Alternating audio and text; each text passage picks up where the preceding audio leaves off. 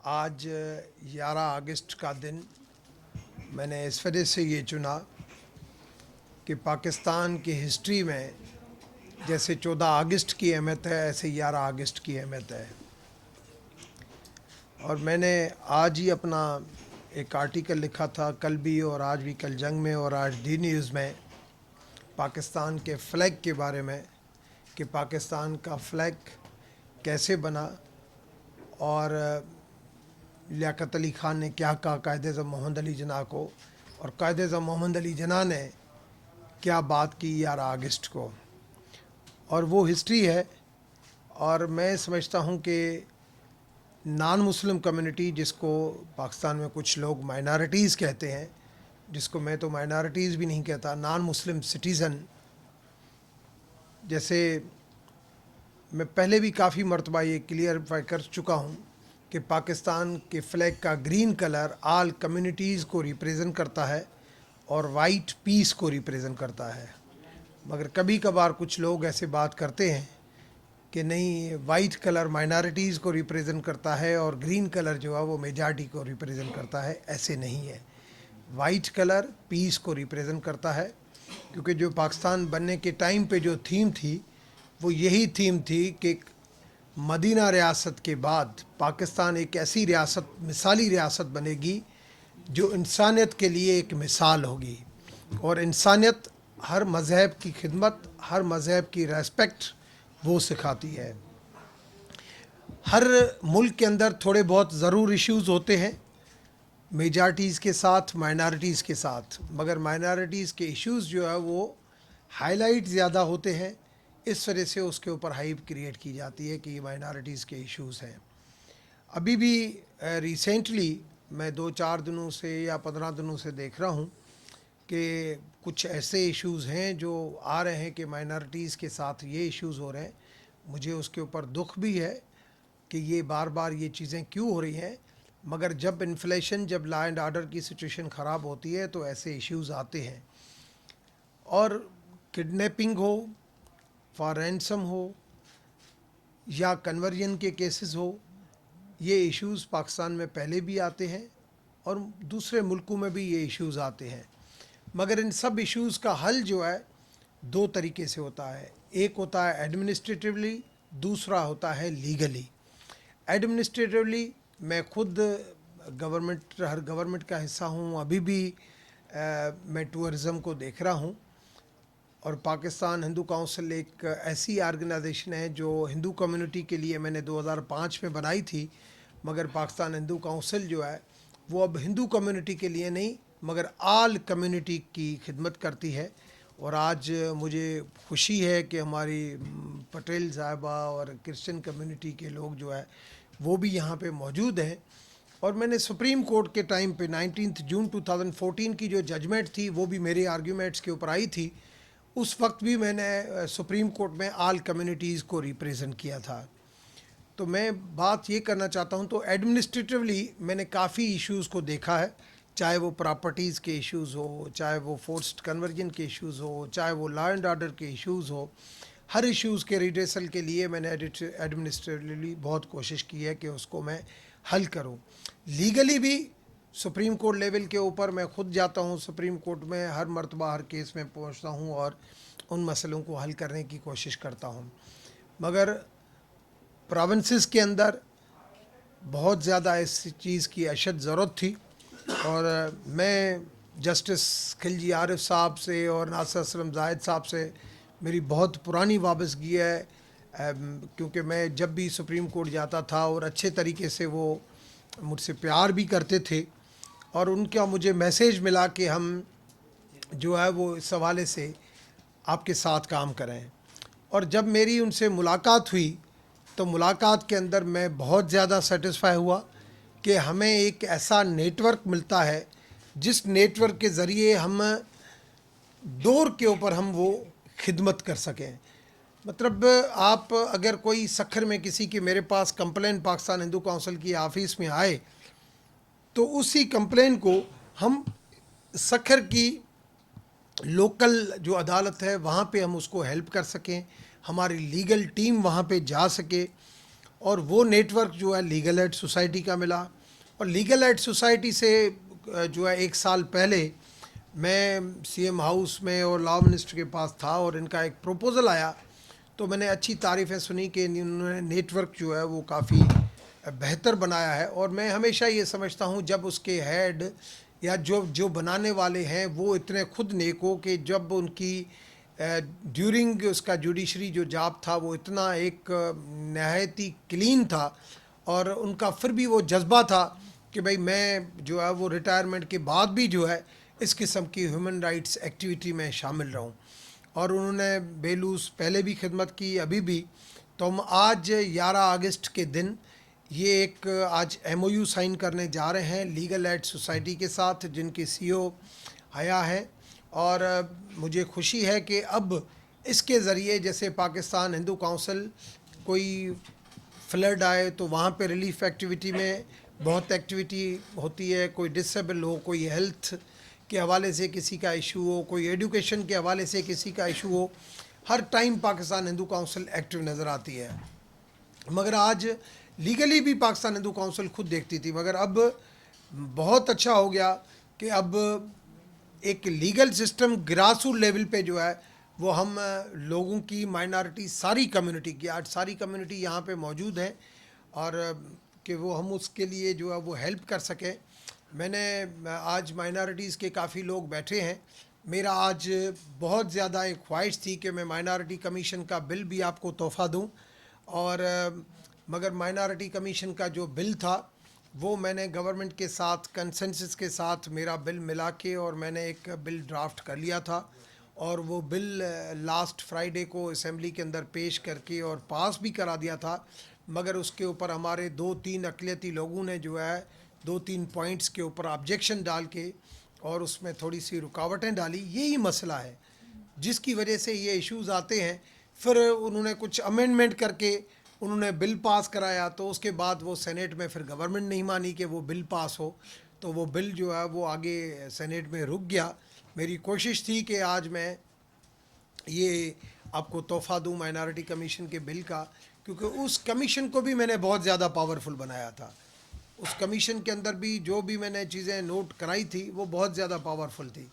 मगर बात यह है कि कमीशनें हो या नहीं हो, मगर हमारे पास इस वक्त जो एक सेटअप मौजूद है उस सेटअप से कैसे मदद ले सकें, क्योंकि जो इश्यूज़ आते हैं जिनको लीगल हेल्प चाहिए वो वही लोग हैं जिसके पास कुछ अफोर्ड करने के नहीं है, जो कुछ अफोर्ड नहीं कर सकते हैं और जो या हालात को देखते हुए डरते हैं।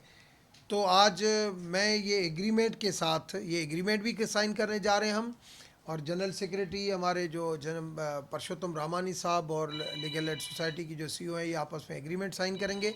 मगर इसको जो है वो सिर्फ कागज़ों तक नहीं, हमने इसकी पूरी डेटा भी रखेंगे।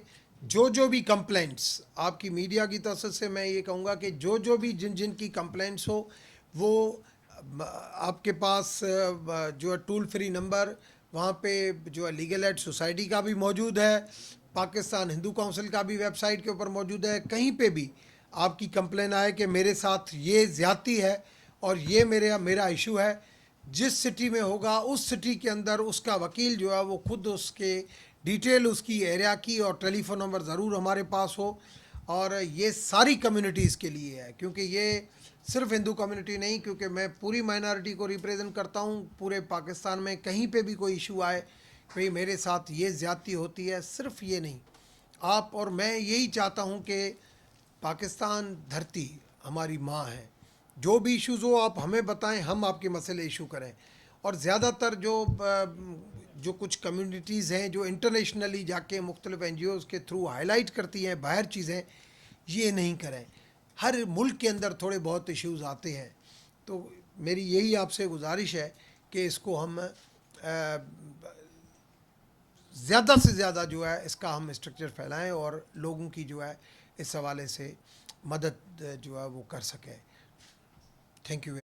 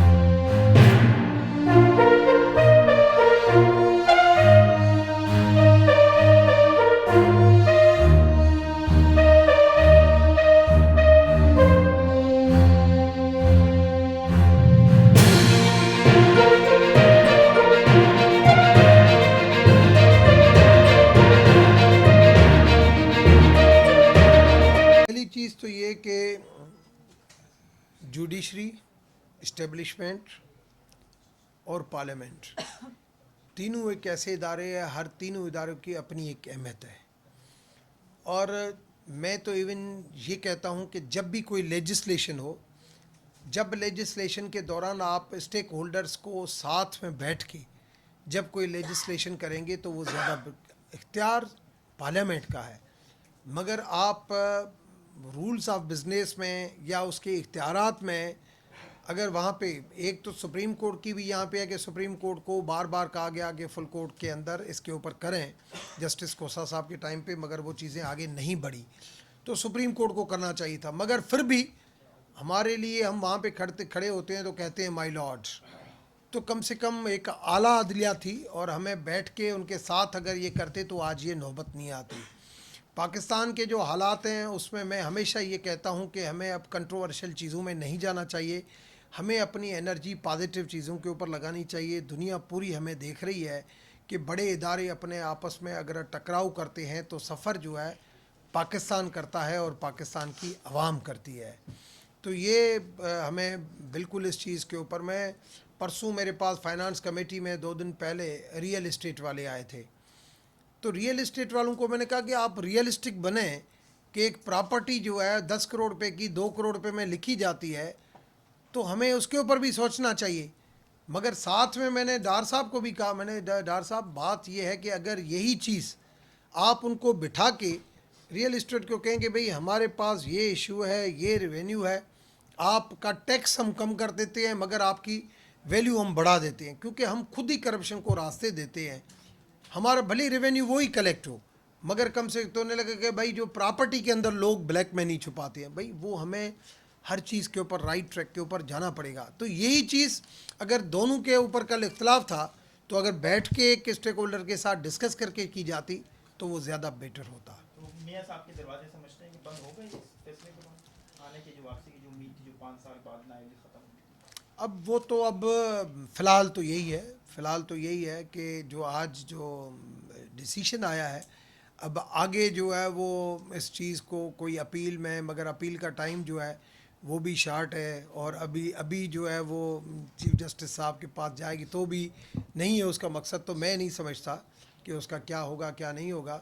मगर आज 11 अगस्त के हवाले से मैं चाहूँगा कि पाकिस्तान का फ्यूचर, जैसे पाकिस्तान बनने में माइनॉरिटीज़ का हाथ था, नॉन मुस्लिम कम्युनिटी का हाथ था, और पाकिस्तान के फ्यूचर, एक मिनट सर, पाकिस्तान के फ्यूचर का भी जो है वो आप समझें कि नॉन मुस्लिम कम्युनिटी का। और मैंने अपनी बात में पहले भी कहा है और कल भी मैंने एक इंटरव्यू दिया है, मैंने कहा है कि पाकिस्तान के लिए जो टूरिज़म होगा, स्पेशली रिलीजियस टूरिज़म, वो पाकिस्तान के लिए गेम चेंजर होगा। अभी लास्ट टाइम मैंने 11, 12, 13 को एक सिंपोजियम कराया था बुद्धिस्ट कम्युनिटी का, आज 1 महीना उसको पूरा हुआ है और 31 लोगों को बुलाया था और वो सारे लोग जब आए और आज वो पाकिस्तान के एम्बेसडर बन के गए हैं यहाँ से। और अगर मैं सिर्फ बुद्धिस्ट टूरिज़म को अगर फोकस कर रहा हूँ, जो इस वक्त भी जिसका मैं मिनिस्टर हूँ, इसको अगर मैं चेयरमैन टास्क फोर्स हूँ, इसका अगर मैं करता हूँ तो मैं समझता हूँ कि अगर 50 करोड़ लोग साउथ एशिया के अंदर बुद्धिस्ट ठहरते हैं, सिर्फ उसके अंदर अगर 0.1%, 5 लाख लोग भी आते हैं और 10 दिन ठहरते हैं, $3,500 एक बंदे का अगर यहाँ पे इनकम होती है, अपना खर्चा होता है, तो 1.5 से पौने $2 बिलियन की इनकम सिर्फ पहले साल के अंदर हो जाती है। तो 11 अगस्त के दिन के ऊपर मैं आज ये भी कमेंटमेंट, जैसे कायद-ए-आज़म मोहम्मद अली जिन्ना ने नॉन मुस्लिम कम्युनिटी को कमेंटमेंट दी, इस तरीके से मैं आज ये भी कमेंटमेंट दे रहा हूँ कि पाकिस्तान का फ्यूचर वो मैं बनाऊँगा। और ये मैंने सिर्फ यहाँ पे मीडिया के सामने नहीं, और ये मैंने मुख्तलिफ फोरम के ऊपर, नेशनल और इंटरनेशनल, जहाँ पे प्राइम मिनिस्टर साहब और जो भी करता धरता बैठते हैं, और ये क्योंकि मुझे मेरी माँ की दुआ है और मुझे कहा है कि आप पाकिस्तान के फ्यूचर, पाकिस्तान के लिए जो टर्निंग पॉइंट होगी इकोनॉमी की, और उसमें आपका एक बड़ा रोल होगा। और इसी वजह से ही मेरे पास एक ऐसा पोर्टफोलियो है जिसके लिए जो है वो मैं समझता हूँ जिस लेवल के ऊपर मैं मेहनत कर रहा हूँ। आज मैं आपको बताऊँ 2100 इंटरनेशनल यूनिवर्सिटीज़ के स्टूडेंट्स जो है उसको मैंने एंगेज कर दिया है गंधारा थीसिस के ऊपर, किसी को पता ही नहीं था कि गंधारा थीसिस है क्या। 248 यूनिवर्सिटीज़ के अंदर मैंने यहाँ पे कर दिया है। अब मैं वीकली इन यूनिवर्सिटीज़ के अंदर मैं ये करने जा रहा हूँ मुख्तलिफ लेक्चर्स, और इन बच्चों की जो है वो एक्टिविटी कि गंधारा है क्या उसके ऊपर। रिसर्च सेंटर, जहाँ जहाँ पे दुनिया में रिसर्च सेंटर हैं वो पाकिस्तान के अंदर क्या रिसर्च करना चाहते हैं, क्या उसकी एफिलेशन होनी चाहिए। पहले भी हमारे साथ इटली जापान कर रहे हैं जायका वाले, उसके अंदर मैं काम कर रहा हूँ। तीसरा एक्सिबिशन, उसके ऊपर मैंने ये किया है कि पाकिस्तान के अलावा दुनिया में जहाँ जहाँ पे बड़े बड़े बुद्धिस्ट म्यूज़ियम है वहाँ पे मैं एक्सिबिशन करने जा रहा हूँ कि हर महीने पाकिस्तान के अंदर जो है वो हमारे आर्टिफैक्ट्स क्या हैं, रिलैक्स बुद्धिस्ट रिलैक्स क्या है, उसको कैसे मैं बाहर एक प्रोमोट करूं, वो करने जा रहा हूं। और जल्द आप मुख्तलिफ़ कंट्रीज़ में, वियतनाम में, श्रीलंका में, ऑस्ट्रेलिया में और स्पेशली थाईलैंड में मैं एक बहुत बड़ा इवेंट करने जा रहा हूं। जल्द आप देखेंगे जिसमें 70th बर्थडे जो आ रही है किंग ऑफ थाईलैंड की, वो पूरे उसका कॉन्स्टिट्यूशन वो मुझे दे रहे हैं, वहाँ पे मैं करूँगा। जहाँ पे 70 जो है यहाँ से 70th उसकी बर्थडे है और मैं 70 यहाँ से आर्टिफैक्ट लेके जाऊँगा वहाँ पे, और उधर जाके एक एक्सिबिशन करूँगा और पूरी दुनिया से जो है लोगों को बुलाऊँगा कि जो ओरिजिनल बुद्धा का जो दांत है टूथ रिलिक्स वो वहाँ पे लेके जाऊँगा और वहाँ पे उसकी करूँगा कि पाकिस्तान के अंदर पोटेंशियल कितना है। पाकिस्तान जो स्पेशली जो ये हमारे जो रीजन है गिलगित और ये नारायण कागान, ये कोई स्विट्ज़रलैंड से कम नहीं है। मैं जब मालम जबा होटल पे और जब मैं मालम जबा गया तो मैंने वहाँ पे भी एक आर्टिकल लिखा कि स्विट्ज़रलैंड इन पाकिस्तान। तो रिलीजियस टूरिज़म के ज़रिए मैं उस टूरिज़म को भी आगे बढ़ाऊँगा। तो आप देखेंगे कि जैसे पाकिस्तान के जो HR है जो बाहर जाता है, उस HR जो है उसकी इनकम हमारे पास आती है, मगर वो आती है जो बेचारे बाहर जाके मजदूरी करते हैं दुबई में, गल्फ़ कंट्रीज़ में ज़्यादातर। मगर आपको IT सेक्टर में आप देखेंगे कि यूरोप के अंदर आपके IT के लोग कितने अब आगे जाएंगे, उसके ऊपर भी हम वर्क कर रहे हैं। हम हालात ऐसे पैदा कर रहे हैं कि जो मिनरल्स हमारे पास हैं उसके लिए बाहर की कंपनीज़ आएँ, वो यहाँ पे काम करें, क्योंकि जब तक हम इन्फ्लेशन को ख़त्म करके इकोनॉमी को मजबूत नहीं करेंगे तब तक हमारे मुल्क के अंदर दहशतगर्दी ख़त्म नहीं होगी। मुझे कोई आज ऑस्ट्रेलिया से मुझे एक फ़ोन आया कि सर हम आना चाह रहे हैं मगर हमारी ऑस्ट्रेलियन गवर्नमेंट जो है वो कह रही है कि नहीं, नेगेटिव एडवाइजरी है और पाकिस्तान आप नहीं जाएं।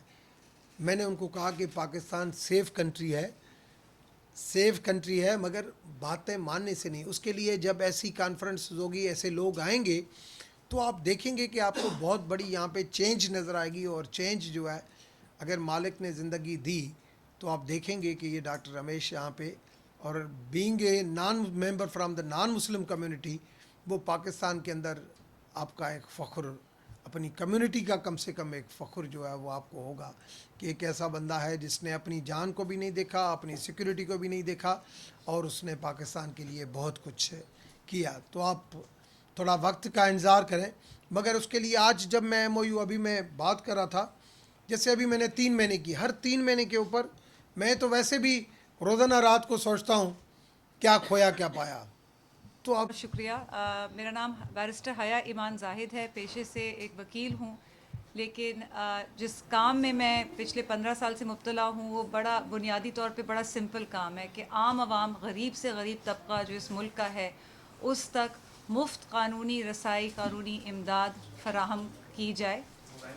ये मंसूबा जो है ये है तो स्टेट की ज़िम्मेदारी, लेकिन मुल्क के हालात हम सबके सामने हैं। इसमें प्राइवेट पब्लिक पार्टनरशिप्स जो एक सिंध का एक बहुत बड़ा कल्चर रहा है उसको आगे लेते हुए 2013 में ये इदारा legal aid society justice Nasir Aslam Zahid साहब की सरबराही में कायम हुआ और माशाल्लाह 10 साल होने को आए हैं। छोटी सी काविश थी, इस वक्त मैं कह सकती हूँ कि सिंध के 8 डिस्ट्रिक्ट्स के अंदर फुल फ्लेज हमारी सर्विसेज हैं। सिंध हुकूमत हमें सपोर्ट करती है, लॉ डिपार्टमेंट का तावन है, ह्यूमन राइट्स डिपार्टमेंट का तावन है, और अब पाकिस्तान हिंदू काउंसिल और वफाक से जो हमें सपोर्ट मिलेगी उसको लेके हम ये कोशिश करेंगे कि नॉन मुस्लिम्स के इशूज़ ज़्यादा प्रायोरिटाइज़ हों। आज 11 अगस्त के दिन मैं सिर्फ ये कहना चाहूँगी कि पार्टीशन के वक्त जो हमारी पॉपुलेशन थी उसमें कहा जाता है 30 to 33% non Muslims, 23 23% were non Muslims. आज कुछ स्टडीज़ ये कहती हैं कि ये 3% भी नहीं है। तो क्या हमारे पास वो वसाइल या वो नेक नियति या वो रिसोर्सेज नहीं हैं कि हम इस 3% को आगे लेके प्रायोरिटाइज़ करें, इनके मंसूबे, इनके राइट्स की पहले हम बात करें? Is it not possible? तो यही हमारी एक कोशिश है, एक काविश है कि अब एटलीस्ट सिंध की सतह पे हम Hindu community and then likewise Christians and other non Muslims के इश्यूज़ को ज़्यादा प्रायोरिटाइज़ करें।